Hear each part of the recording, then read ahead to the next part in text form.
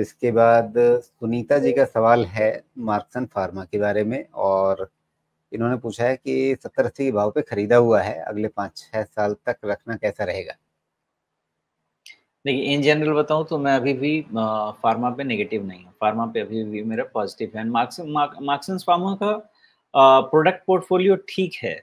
मतलब आप ऐसा इनका प्रोडक्ट पोर्टफोलियो है कि आपको इसकी ज़रूरत पड़ने ही मतलब आपको नहीं, सॉरी, मतलब इन जनरल इन दवाओं की ज़रूरत पड़ेगी लोगों को।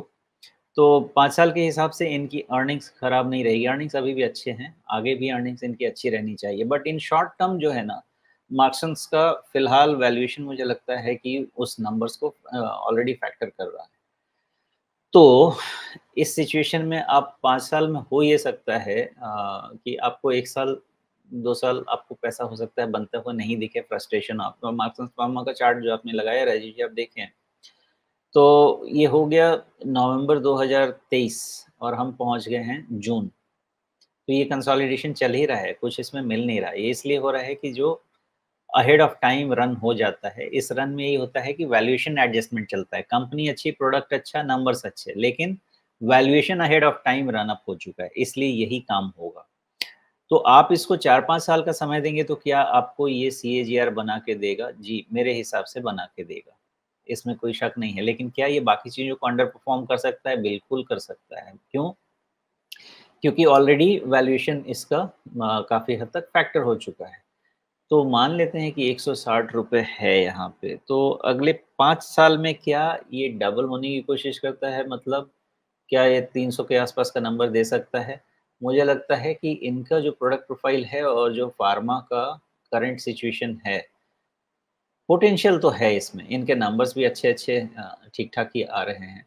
तो ज़्यादा डाउनसाइड होना नहीं चाहिए। तो 5 साल के स्टैंड पॉइंट से मुझे नहीं लगता कि ये सेक्टर या Marksans pharma as a company किसी भी तरह से कोई खराबी होनी चाहिए। लेकिन हाँ, पेशेंस लगेगा। और फार्मा से ना आप कोई वो बहुत रॉकेट वाला नंबर उम्मीद भी नहीं कर सकते हैं। अगर आपको 14-15% का सीएजीआर दे देता है, तो हो गया आपका 5 साल में डबल एंड दैट्स इनफ। जी। ये जो स्टैग्नेशन दिख रहा है इसका, या कंसोलिडेशन, जो भी आप कहना चाहें, क्या ये सीधे-सीधे जुलाई-सितंबर की तिमाही के बाद से जो इसके प्रॉफ़िट का आंकड़ा अटक गया, तो उसी के हिसाब से शेयर भाव अटक गया है? जी, वो होना ही था राजीव जी।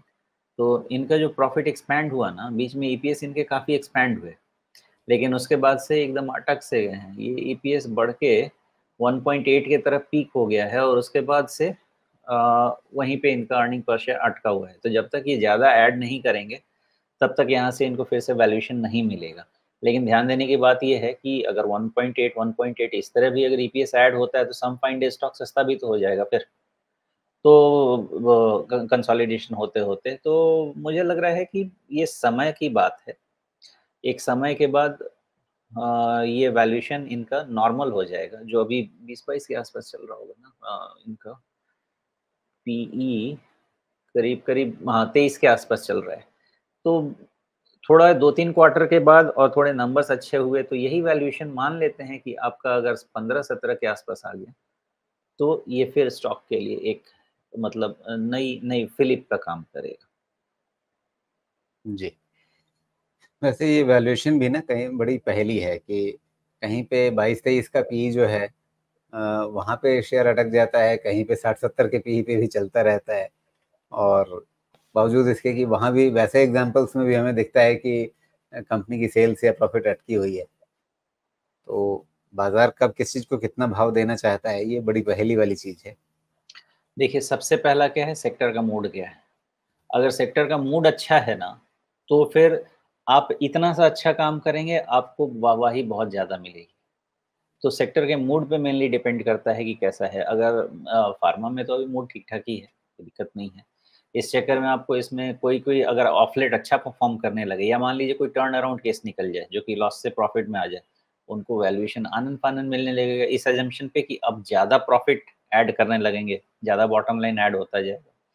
तो उस असम्पशन पे मार्केट वैल्यू देने लगता है। लेकिन अगर वो नंबर डिलीवर नहीं हुआ, तो फिर उनको वैसी सज़ा भी मिल जाती है। इसलिए इस चीज़ को ध्यान रखिएगा। ऐसा नहीं है कि आपका वैल्यूएशन वो हमेशा सस्टेन होता रहेगा और कोई भी ये बात अगर भूल जाता है, तो कोई भी 2014 से लेके 2017 का समय ना भूले, जिसमें स्मॉल कैप और मिड कैप को बहुत वैल्यूएशन दिया गया था ये कहानी में कि बहुत ग्रोथ आएगा भारत में। नहीं हुआ, कॉर्पोरेट प्रॉफिटेबिलिटी नहीं बढ़ी और 17 से 20 जो हमने झेला है स्मॉल कैप और मिड कैप में, वो भी आप याद रखिएगा। तो इसलिए कभी भी ये ध्यान आए कि इसको वैल्यूएशन बहुत मिल जा रहा है और आगे भी ऐसा ही होगा, तो ये 2014 टू 17 का स्मॉल कैप और मिड कैप और 17 टू 20 का स्मॉल कैप और मिड कैप, ये दोनों का ध्यान रख लीजिए। फिर आपको ये बहुत ज़्यादा गलतफ़हमी नहीं होगी।